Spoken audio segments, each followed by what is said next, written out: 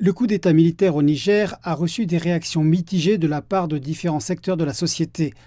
L'armée jouit d'un large soutien de la part d'un nombre important de citoyens, alors qu'elle a récemment annoncé un conseil national avec Ali Mahaman Lamine Zeine en tant que nouveau Premier ministre du général Abdourahmane Tchiani. M. Tchiani jouit également du soutien de ses confrères, les dirigeants militaires du Mali et du Burkina Faso, qui sont également arrivés au pouvoir à la faveur de coups d'État. Il a également nommé des dirigeants dans les régions du pays. Pendant ce temps, la junte du Niger a snobé les délégations de la CEDEAO et du Nigeria envoyées pour tenir des pourparlers autour du rétablissement du gouvernement démocratiquement élu du président renversé Mohamed Bazoum.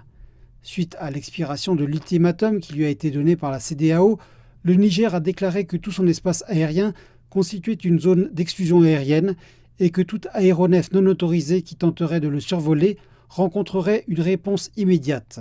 L'Union européenne et les États-Unis font d'ores et déjà partie des pays qui ont suspendu leur aide au Niger, qui représente plusieurs millions de dollars.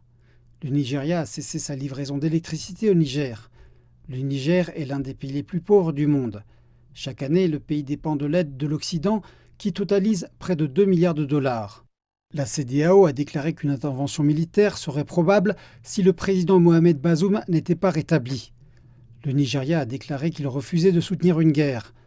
Les conversations lors de la réunion de la CEDEAO prévue pour jeudi devraient être censées autour d'un examen des efforts diplomatiques au Niger et de la question de savoir si le bloc régional pouvait se permettre le montant financier substantiel que coûterait une guerre en ce moment.